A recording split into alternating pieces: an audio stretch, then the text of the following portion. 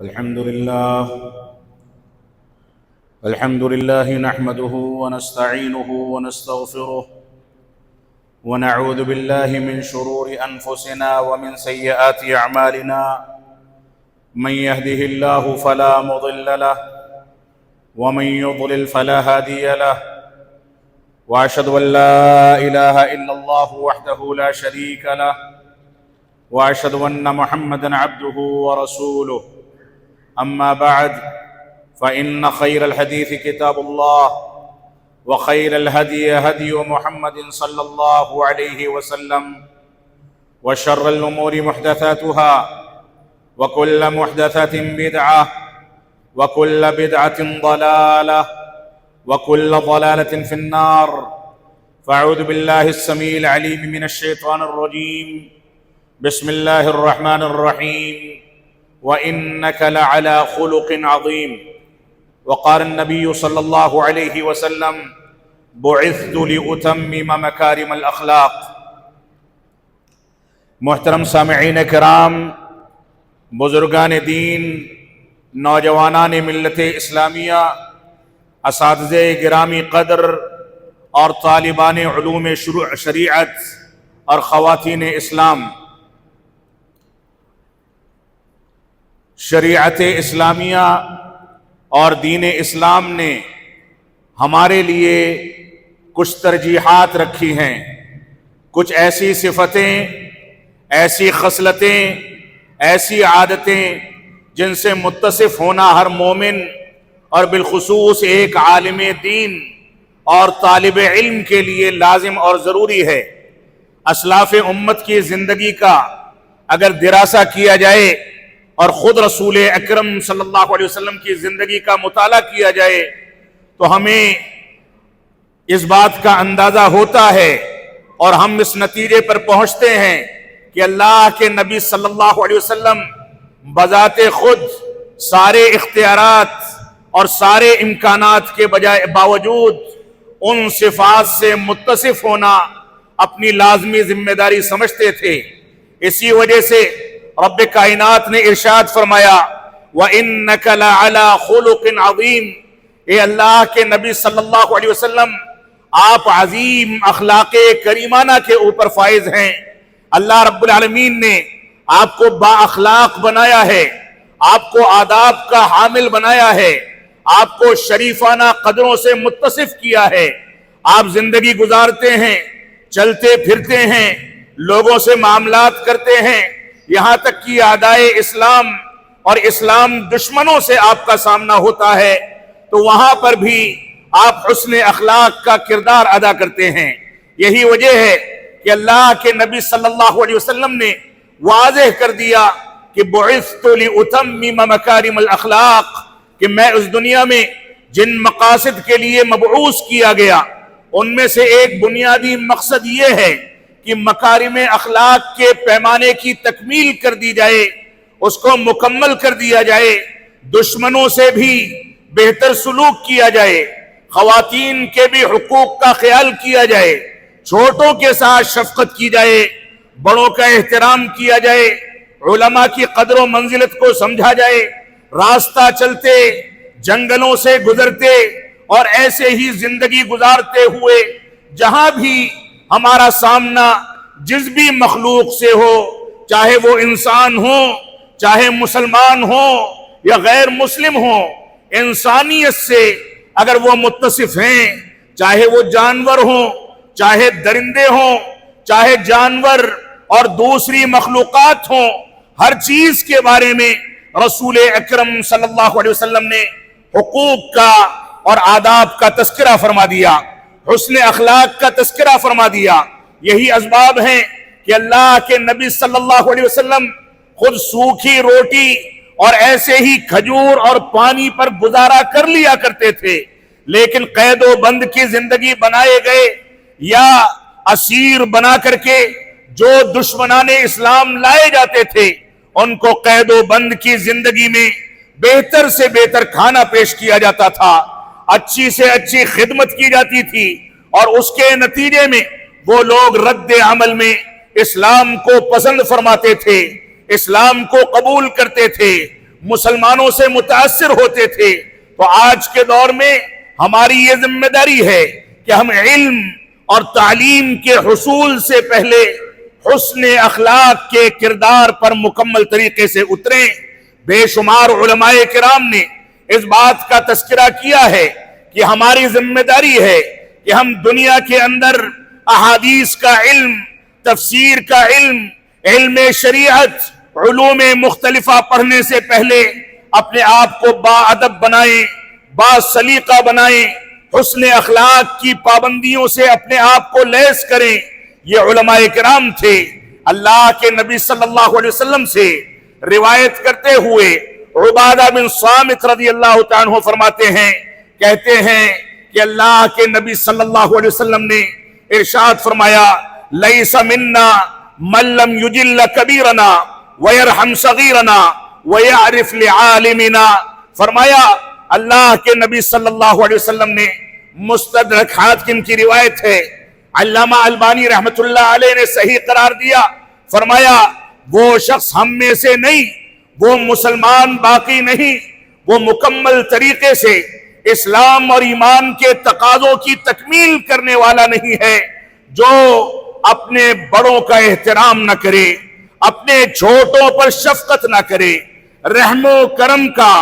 وتیرہ اختیار نہ کرے، چھوٹوں کے ساتھ مشفقانہ اسلوب اختیار نہ کرے، اور وہ شخص بھی ہم میں سے نہیں ہے جو علماء کے حقوق کو نہ سمجھے۔ آج کے دور میں خوارج کے فتنے نے مسلمانوں کے ایک بڑے طبقے کو، بلکہ پڑھے لکھے طبقے کو اس بات پر آمادہ کر دیا ہے کہ علماء کے خلاف بغاوتیں کی جائیں، علماء کی قدر و منزلت کو کنارے کیا جائے، سوشل میڈیا پر علماء کے خلاف پروپیگنڈا کیا جائے، علماء کی قدر و منزلت کی تنقیص کی جائے، ان کی توہین کی جائے۔ یہ خوارج کا طرز زندگی اور ان کے اصول و ضوابط تھے کہ وہ علماء کو کافر قرار دیتے تھے،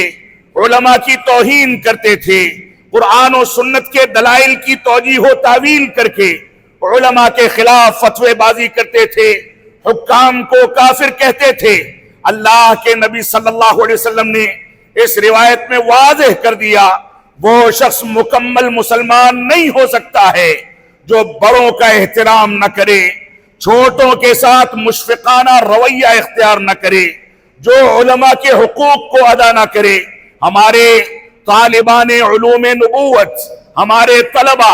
جامعہ اسلامیہ سنابل میں زیر تعلیم ہمارے طلبہ اور ہمارے علماء کی ذمہ داری ہے کہ یہ سبق اور یہ پاٹھ ان لوگوں کو پڑھایا جائے کہ یہ علم سے پہلے اپنے کردار کو سنواریں، اپنے کردار کو خوبصورت بنائیں، خوشنما بنائیں۔ یہ چلیں تو ان کی چال ڈھال سے لوگ عبرت پکڑیں، یہ معاملات کریں تو ان کے معاملات سے لوگ دیکھ کر کے اسلام سے متاثر ہو جائیں۔ یہ ہماری ذمہ داری ہے کہ ہم حسن اخلاق کے اعلیٰ کردار پر فائز ہو کر کے چلیں۔ تو رسول اکرم صلی اللہ علیہ وسلم نے فرمایا، بعثت لأتمم مکارم الاخلاق، مجھ کو اس دنیا میں اس لیے نبی بنا کر کے بھیجا گیا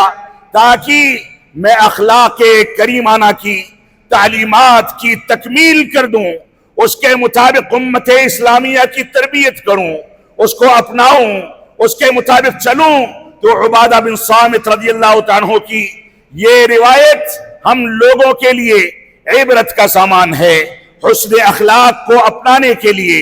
دوسروں کے حقوق کو ادا کرنے کے لیے شریعت اسلامیہ نے جہاں بھی ہم کو ترغیب دلائی ہے، جہاں بھی ہم کو ابھارا ہے، وہاں کہیں بھی اس بات کی شرط یا پابندی موجود نہیں ہے کہ مسلمان کے ساتھ ایسا وتیرہ اختیار کرے، بلکہ مسلمان کی زیادہ بڑی ذمہ داری ہے کہ غیر اقوام کے ساتھ بھی حسن اخلاق کے ساتھ پیش آئیں، ان کے سامنے بھی اسلام کا کردار ادا کریں۔ آپ کا پڑوسی کوئی غیر مسلم ہو، آپ کا پڑوسی کوئی اسلام دشمن ہو، آپ کا پڑوسی کسی ایسی تنظیم یا ایسی حرکت سے وابستہ ہو جو دن و رات اسلام کے خلاف زہر اگلا کرتے ہیں، اس کے باوجود مسلمانوں کی ذمہ داری ہے کہ ان کے ساتھ حسن اخلاق سے پیش آئیں، پڑوسی ہونے کا حق ادا کیا جائے، جب گفتگو کریں تو ان کی زبان سے پھول جھڑا کریں، جب باتیں کریں تو سچائی کے ساتھ گفتگو کریں، اصول پسند بنیں۔ یہ مسلمانوں کے اخلاق کریمانہ کا ایک بنیادی تقاضا ہے۔ تو اللہ کے نبی صلی اللہ علیہ وسلم نے اسی وجہ سے فرمایا کہ میں اس دنیا میں جہاں مختلف ذمہ داریوں کی ادائیگی کے لیے بھیجا گیا ہوں، وہیں میری ذمہ داری یہ بھی ہے کہ حسن اخلاق کو اختیار کروں۔ اسی کے اسباب تھے کہ آپ خواتین کے ساتھ دوڑ کا مقابلہ کرتے، اسی کے اسباب تھے کہ آپ بچوں کے ساتھ ہنسی مذاق کرتے، یہی سبب تھا کہ اللہ کے نبی صلی اللہ علیہ وسلم بوڑھوں سے مذاق کرتے تھے، اللہ کے نبی صلی اللہ علیہ وسلم صحابہ کرام سے بے تکلف ہوا کرتے تھے، تواضع اختیار کرتے تھے۔ آج ہماری ذمہ داری ہے کہ ہم کسی بھی مقام پر فائز ہو جائیں، اپنی اخلاقی ذمہ داریوں کو کنارے نہ ہونے دیں، اس کے سلسلے میں کوئی کوتاہی کا شکار نہ ہو۔ اللہ کے نبی صلی اللہ علیہ وسلم کی انہی روایات کو سامنے رکھتے ہوئے مختلف ائمہ کرام نے، مختلف علماء نے مختلف طریقے سے اس بات پر طالبان علوم نبوت کو اور علماء کو ابھارا ہے۔ فرمایا امام ابن المبارک رحمۃ اللہ علیہ فرماتے ہیں میں نے 30 سال تک آداب اور حسن اخلاق کی تعلیم لی، 30 سالوں تک میں اپنی تربیت کرتا رہا کہ میں حسن اخلاق پر فائز ہو جاؤں، اور صرف 20 سال تک میں نے علوم شریعت حاصل کیے۔ لہذا تمہاری ذمہ داری ہے، تم لوگ یاد رکھو کہ سلف صالحین علم کو سیکھنے سے پہلے آداب سیکھا کرتے تھے، حسن اخلاق پر فائز ہوا کرتے تھے۔ امام ابن سیرین رحمت اللہ علیہ فرماتے ہیں، کہتے ہیں سلف صالحین عمدہ اخلاق و آداب کی تلقین کرتے تھے اور اس کو ویسے ہی سیکھتے تھے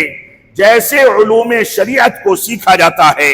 امام ابن المبارک رحمت اللہ علیہ ایک دوسرے مقام پر فرماتے ہیں، کہتے ہیں مجھ سے مخلد بن حسین رحمت اللہ علیہ نے کہا کہ ہم کثیر تعداد میں احادیث کو سیکھنے کی بنسبت سب سے پہلے حسن اخلاق اور آداب کی تعلیم کو حاصل کرتے ہیں اور اسی کے محتاج ہیں۔ لہذا ہماری ذمہ داری ہے کہ اس کا اہتمام پہلے کیا جائے۔ مالکی فقیہ معروف عالم دین امام ابو شنجی رحمت اللہ علیہ فرماتے ہیں جو شخص زیور آداب و اخلاق سے مزین نہیں ہو سکا، آراستہ نہیں ہو سکا، وہ بغیر علم و فقہ کے کتنی بھی زندگی گزار لے، اگر آداب سے وہ واقف نہیں ہے، حسن اخلاق سے وہ واقف نہیں ہے، تو کتنا بھی علم حاصل کر لے، اس بات کی پرواہ نہ کی جائے، وہ رب کائنات کو متہم کرے گا، اللہ کے نبی صلی اللہ علیہ وسلم پر بہتان باندھے گا۔ لہذا علم سے پہلے آداب اور حسن اخلاق سیکھے جائیں، کیونکہ یہی حسن اخلاق ہم کو یہ بتاتا ہے کہ رب کائنات کے حقوق کیا ہیں، یہی حسن اخلاق ہم کو یہ بتاتا ہے کہ لا ترفعوا اصواتکم فوق صوت النبی، اے لوگو جب تمہارے سامنے نبی کا قول آ جائے، اس کی حدیث واضح ہو جائے، تو اس کے اوپر اپنے امام کے فتوے کی آواز کو بلند نہ کیا کرو، تقلید شخصی کے ذریعے اتباع رسول کو کمزور نہ کرو۔ دین اسلام کے مسائل جب واضح ہو جائے تو آمنا و صدقنا کے تحت اپنا سر تسلیم خم کر دو اور کسی انداز کی چونچرا یا توجیہ و تعویل سے کام نہ لو، ورنہ رب کائنات تم سے خفا ہو جائے گا، غضبناک ہو جائے گا۔ لہذا ہماری ذمہ داری ہے کہ ان چیزوں کو اپنائیں۔ مشہور محدث و فقیہ خطیب بغدادی رحمت اللہ علیہ فرماتے ہیں کہ حدیث کے طالب علم پر واجب ہے کہ وہ لوگوں میں سب سے زیادہ کامل ادب والا بنے، اس کے اوپر واجب ہے کہ شدید تواضع اختیار کرے، اس کے اوپر واجب ہے کہ وہ سب سے زیادہ بڑھ کر کے پاک دامنی اور حسن اخلاق اختیار کرے، سب سے زیادہ بڑھ کر کے دینداری اختیار کرے۔ یہ ہماری ذمہ داری ہے، ہمارے طلبہ کی ذمہ داری ہے، ہمارے علماء کی ذمہ داری ہے کہ ان باتوں پر توجہ دیں اور اپنی زندگی میں حسن اخلاق کا نکھار پیدا کر کے اپنی زندگی کو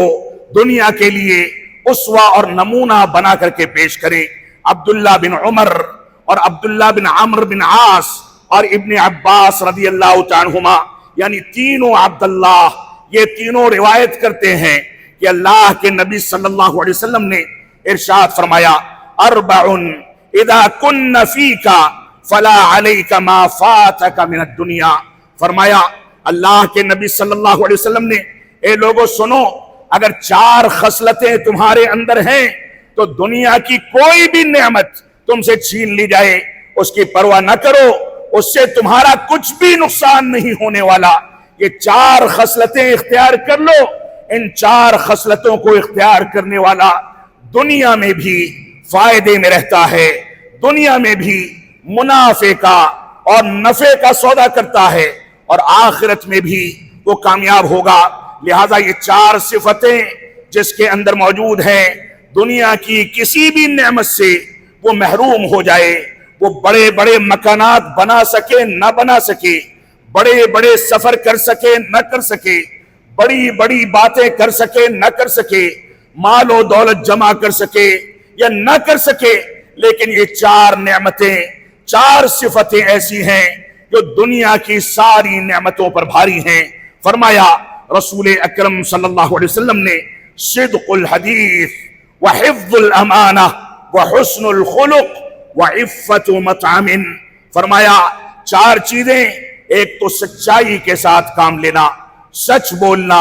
سچی باتوں پر اعتماد کرنا، سچی خبروں پر اعتماد کرنا، سچائی کے ساتھ کام لینا۔ دنیا یہاں سے وہاں ہو جائے لیکن جھوٹ سے کام نہ لیا جائے، آپ ڈٹ کر کے سچائی کے ساتھ کام لیں، آنکھوں میں آنکھیں ملا کر کے بولیں، لوگوں کے سامنے حق کو واضح کریں۔ وقتی طور پر کچھ مصائب آئیں گے پھر ٹل جائیں گے، دنیا غضبناک ہوگی تو ہوتی رہے، ہمارا رب ہم سے راضی رہے گا، اور یہی رضامندی ہمارے لیے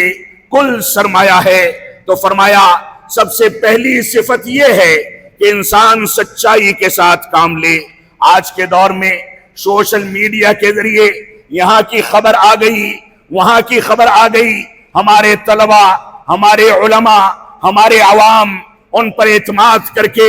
پوری کہانی گڑھ لیتے ہیں، پوری داستان بنا لی جاتی ہے، لیکن یہ زحمت گوارا نہیں کی جاتی کہ وہ خبر سچی ہے یا جھوٹی ہے۔ لہذا سب سے پہلے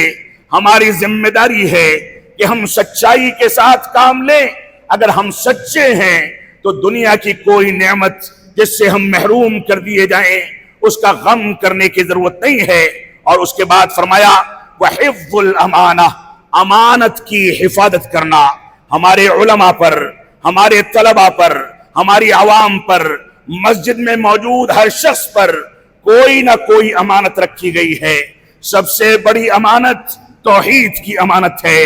اتباع رسول کی امانت ہے، صحابہ کرام کی عظمت کے تحفظ کی امانت ہے۔ سب سے بڑی امانت رب کائنات نے آپ کو آنکھیں دی ہیں، کان دیا ہے، زبان دی ہے، ہاتھ دیا ہے، پیر دیا ہے،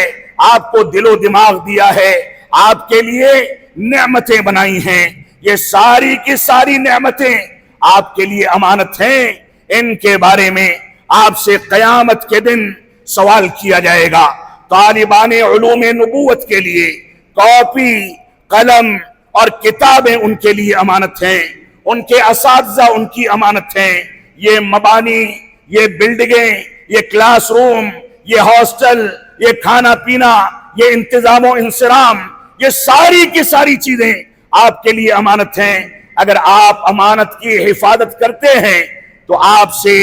دنیا کی کوئی نعمت چھین لی جائے اس کی پرواہ کرنے کی ضرورت نہیں ہے۔ آپ تنگی میں زندگی گزار لیں، آپ مشکلات کا سامنا کر لیں، آپ بھوکے اور پیاسے رہ جائیں، لیکن امانت میں خیانت آپ کے ذہن و دماغ میں اس کا تصور بھی نہ آئے۔ آپ دیکھیں کہ صحابہ کرام نے سچائی کے ساتھ جب کام لیا تو ان کی آزمائشیں آئیں، امانت کی حفاظت کی تو اس پر ان کو آزمایا گیا، لیکن وہ دین اسلام کی ان امانتوں پر کھڑے اترے اور مکمل دل جمعی اور مکمل مضبوطی کے ساتھ اپنی اس امانت کی حفاظت کرتے رہے۔ اس کے بعد فرمایا وحسن الخلق، تیسری وہ نعمت اور صفت اگر انسان کو مل جائے تو دنیا کی کوئی نعمت اس سے چھین لی جائے تو اس کو پرواہ کرنے کی ضرورت نہیں ہے، وہ حسن اخلاق ہے۔ یہ حسن اخلاق رب کائنات نے ہمارے مقدر میں جو کچھ لکھ دیا اس پر صبر کرنا، یہ بھی حسن اخلاق ہے۔ رب کائنات نے جو کچھ قضا و قدر کے ذریعے ہمارے مقدر میں لکھ دیا، جو فیصلے فرما دیے، ان پر صبر و تحمل سے کام لینا، رب کائنات کی مرضی کے آگے اپنی مرضی کو اس کے تابع کر دینا، ہر حالت میں رب کائنات کی شکر گزاری ادا کرنا، یہ بھی ایک امانت ہے۔ اور رب کائنات کے ساتھ حسن اخلاق اختیار کرنے کا ایک بنیادی ضابطہ ہے۔ ہماری ذمہ داری ہے کہ صبر و تحمل سے کام لیں، ہماری ذمہ داری ہے کہ حسن اخلاق کو سامنے رکھ کر کے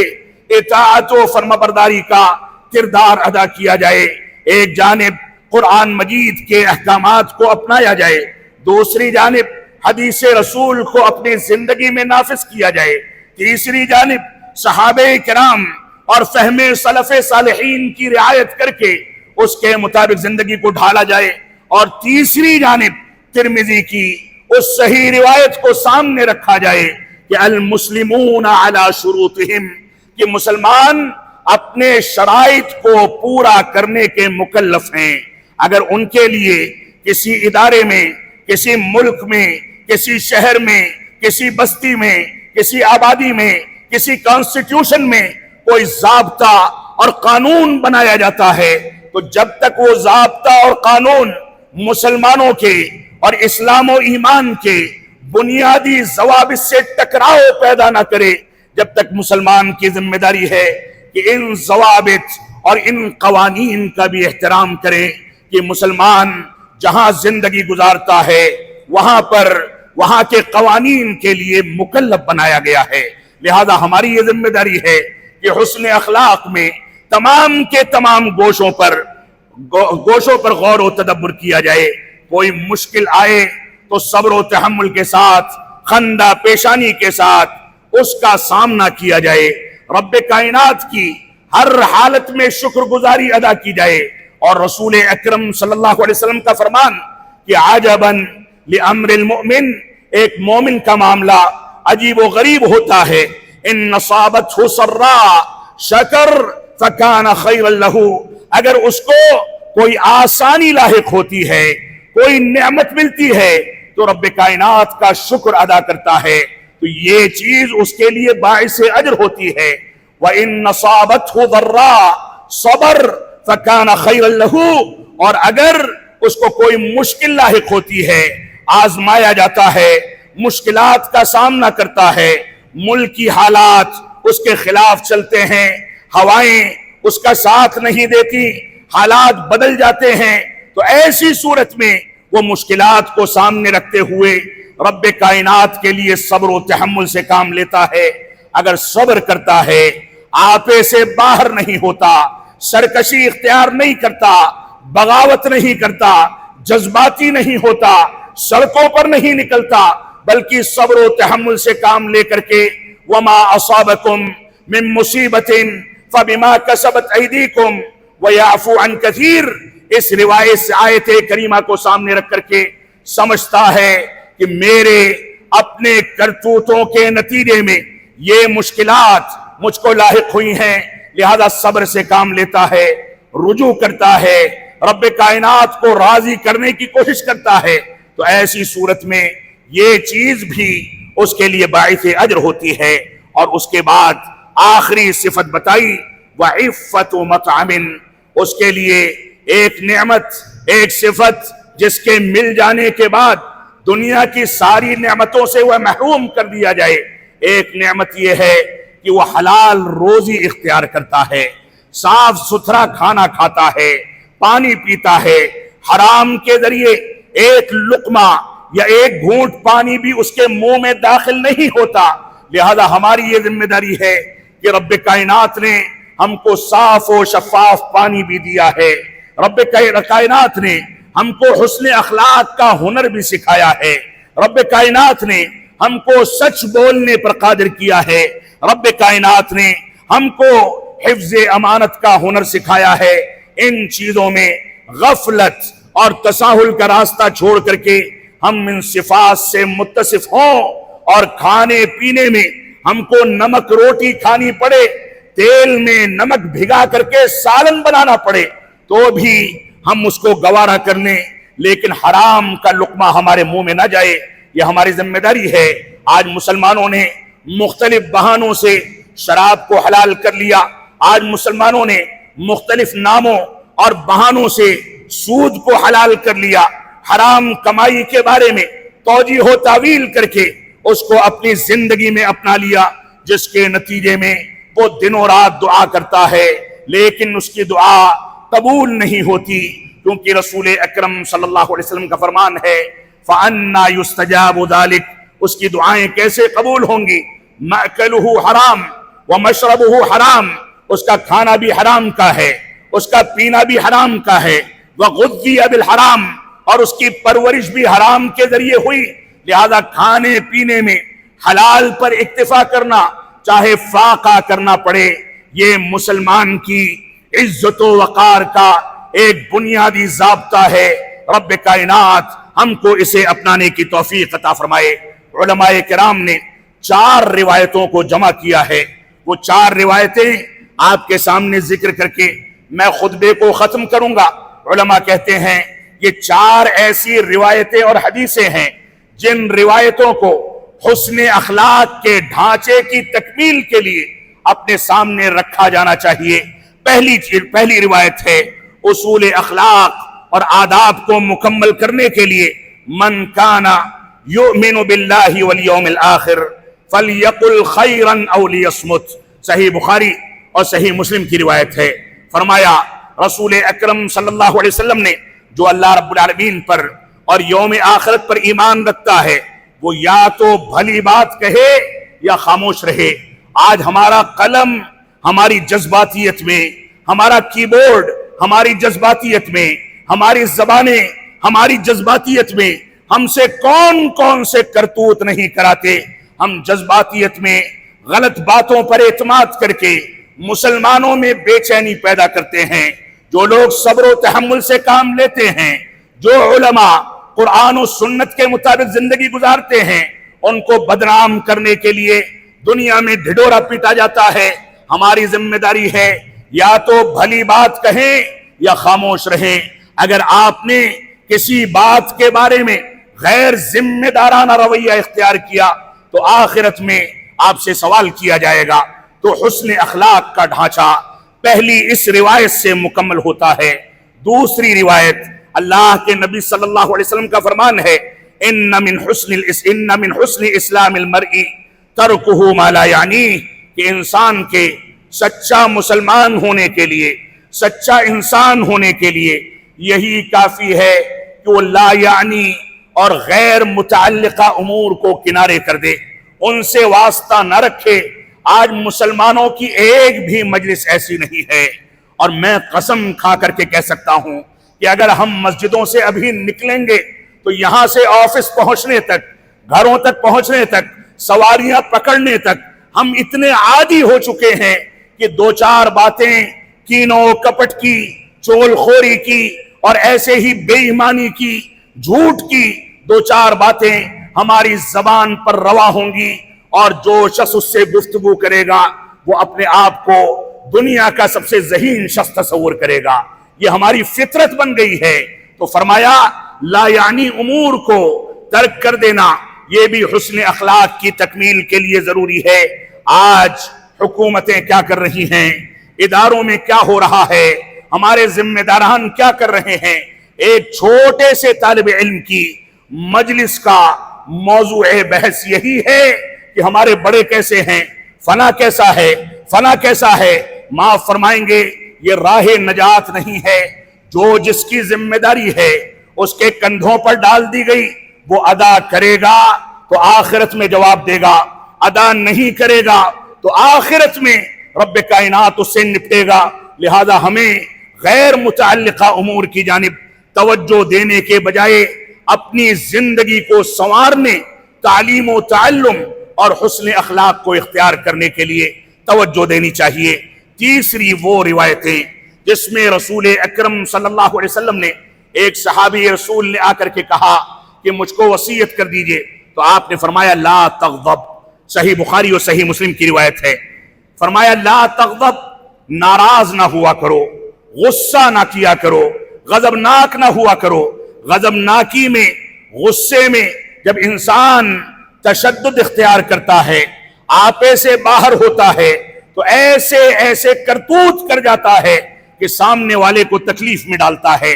غلط انداز کے فیصلے کرتا ہے۔ تو آپ نے فرمایا غصے پر قابو کر کے چلو، غصے پر قابو کرو گے تو حسن اخلاق کے بہت سارے عناصر کو مکمل کر کے زندگی گزار سکو گے۔ اور چوتھی روایت جو حسن اخلاق کے اس ڈھانچے کو مکمل کرتی ہے وہ یہ ہے اللہ کے نبی صلی اللہ علیہ وسلم کا فرمان، لا یؤمن احدکم حتی یحب لأخیہ ما یحب لنفسہ، صحیح بخاری صحیح مسلم کی روایت ہے۔ فرمایا تم میں سے کوئی شخص اس وقت تک کامل مومن نہیں ہو سکتا جب تک اپنے بھائی کے لیے وہی چیزیں پسند نہ کرے جو اپنے لیے پسند کرتا ہے۔ وہ پسند کرتا ہے کہ اس کے پاس مال کی فراوانی ہو، لہذا بھائی کے لیے حلال کاروبار کے ذرائع تلاش کرے۔ وہ پسند کرتا ہے کہ وہ دنیا کے اندر کامیاب ہو، لہذا مسلمان بھائیوں کو کامیابی کا راستہ دکھائے۔ وہ اس بات کو پسند کرتا ہے کہ ذلیل و خوار نہ ہو، لہذا مسلمان کو ذلت و خواری سے نکالنے کی کوشش کرے۔ یہ ہماری ذمہ داری ہے۔ اور وہ روایت ہمارے سامنے رہے جس روایت میں رسول اکرم صلی اللہ علیہ وسلم نے ایسے ہی ایک شخص کے بارے میں فرمایا جو حسن اخلاق کو اختیار نہیں کرتا تھا، حقوق العباد کی کوتاہی کرتا تھا۔ حقوق العباد کی تکمیل کے لیے حسن اخلاق ایک بنیادی ہتھیار ہے۔ اللہ کے نبی صلی اللہ علیہ وسلم فرماتے ہیں ایک شخص قیامت کے دن لایا جائے گا، اس کی نیکیاں اور اعمال صالحہ جبل تہامہ یعنی تہامہ کے پہاڑ کے برابر بہت زیادہ نیکیاں کر کے وہ لایا جائے گا، لیکن قد سب ھذا وشتم ھذا، اس کو گالیاں دی ہوں گی، اس کو تکلیف پہنچائی ہوگی، اس کو برا بھلا کہا ہوگا، اس کی حق تلفی کی ہوگی، اس کو مارا ہوگا، اس کو اذیت پہنچائی ہوگی۔ تو اللہ کے نبی صلی اللہ علیہ وسلم فرماتے ہیں کہ دیکھتے دیکھتے اس کی نیکیاں مظلوم کے کندھے پر اور مظلوم کے گناہ اس کے کندھے پر لاد دیے جائیں گے، اور دیکھتے دیکھتے ایک پہاڑ کے برابر نیکیاں لے کر کے آنے والا شخص کنگال ہو کر کے جہنم رسید کر دیا جائے گا۔ تو ہماری ذمہ داری ہے کہ حسن اخلاق کے کردار کو مکمل کریں۔ رب کائنات ہم کو ان باتوں کی توفیق عطا فرمائے۔ رب کائنات ہم کو توفیق عطا فرمائے کہ ہم حسن اخلاق کے اس ڈھانچے کو مکمل کریں جس حسن اخلاق کو اپنا کر کے ہمارے بزرگوں نے، ہمارے نبی نے، ہمارے صحابہ نے اخوت کی مثالیں قائم کی تھی۔ ان لوگوں نے دنیا کے سامنے ایسا کردار پیش کیا تھا کہ ان کا دشمن بھی ان کے سامنے آنے سے لرزتا تھا۔ زیادہ وضاحت کے ساتھ میں تفصیل میں نہیں جانا چاہتا۔ ملک میں ہم جن حالات سے گزر رہے ہیں وہاں پر ہماری ذمہ داریاں کیا ہیں، ہم کہاں کھڑے ہیں، کتنے پانی میں ہیں، کس حیثیت سے مسلمان کہے جانے کے حقدار ہیں، ان چیزوں پر غور و تدبر کریں۔ رب کائنات ہم کو دین کی جانب رجوع کرنے کی توفیق عطا فرمائے۔ بارک اللہ لنا ولکم فی القرآن المجید ونفعنی وإیاکم بالآیات والذکر الحمید انہ تعالی جواد کریم ملک بر الرؤوف الرحیم۔